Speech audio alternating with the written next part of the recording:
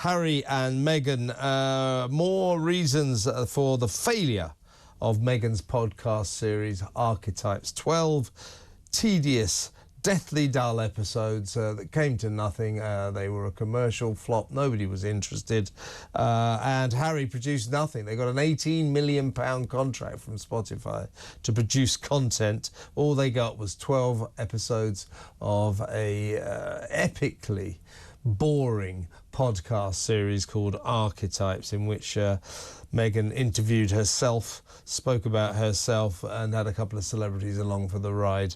It didn't work. We're getting the reason now. Bill Simons, an executive at Spotify, said that the reason was that it failed were that Harry and Meghan were a couple of, and I quote, effing grifters, that they conned Spotify. Well, the boss, the chief executive, guy called Daniel Ek, is a little more diplomatic.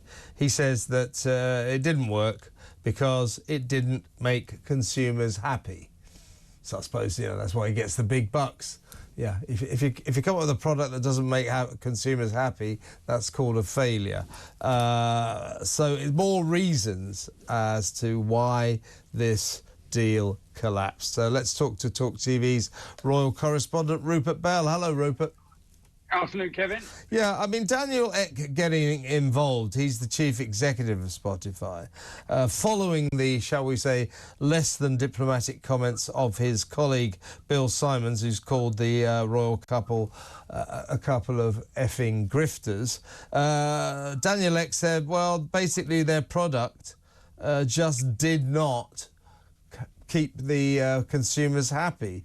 What it was about, it was interviews with artists, athletes, experts, discussing the history of stereotypes against women. The stated purpose of the show was to, and I quote, investigate, dissect and subvert the labels that try to hold women back. When you hear all that, it's not surprising it failed, is it?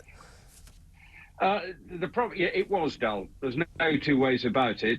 But it's shame because actually, when you've got Serena Williams, you've got an open goal there because she doesn't do too much talking. And if you're prepared to talk to Meghan, then it could have been a really interesting sort of, because clearly Serena Williams broke lots of boundaries and caused, with what she achieved in tennis, a remarkable talent, and yet it didn't really give it enough go as to exploring how Serena Williams broke down those barriers and basically challenged everyone, changed the sport of women's tennis, and yet we never got that. And so I think that's the problem.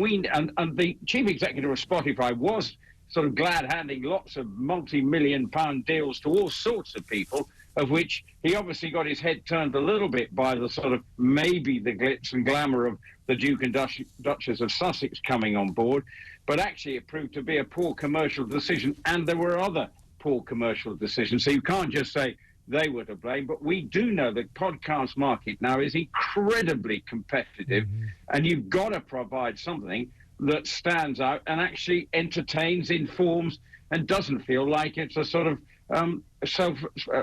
basically you're promoting yourself. Because if she had done it the way that it was about the person she was interviewing, and she had some interesting people, then that might have been a different thing, and didn't make it the story about her. And that was the problem that didn't connect with the listeners. I don't think that either Harry or Meghan have got a acute commercial antenna. Although Harry, we're hearing, horror of horrors, is possibly planning a sequel to his smash hit book Spare. This will be called Spare 2, and will no doubt lob some more grenades towards the royal family. That's where this couple can make money, attacking the royal family. People are interested in that, but in terms of their own projects, they're just not. But there are stories circulating today, Rupert, that I wanted to get your take on, that Harry is getting very homesick. much as he loves the Californian lifestyle, he's missing his home country and he wants to get back here a lot more. Now, my theory is, I've discussed this with you before, is that I don't think Meghan ever wants to step foot in Great Britain ever again. But Harry, we're hearing, wants to spend a lot more time here. This could present problems for the couple? It could.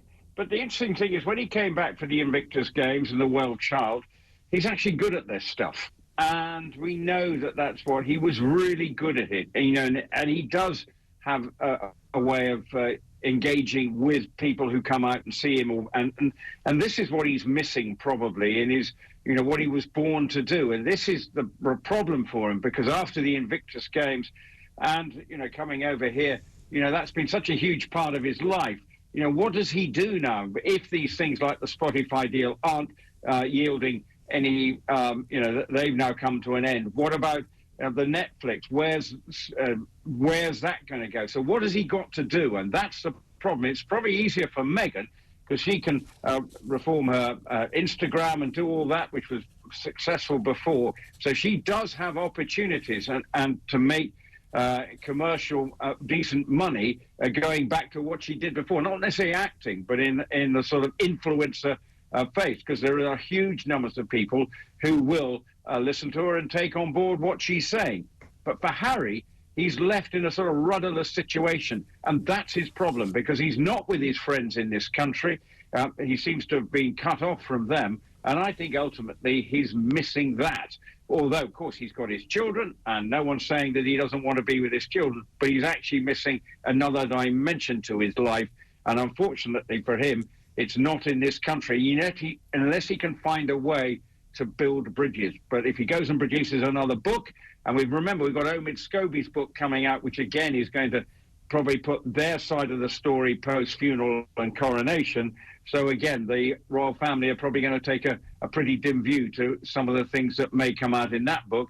And if he does produce Spare 2, then you can basically say never again will he be allowed back in the royal family. So it's going to be a very difficult time for him over the next year or two, I think. Well, having lived in California myself, you go over there, you obviously leave your home country behind.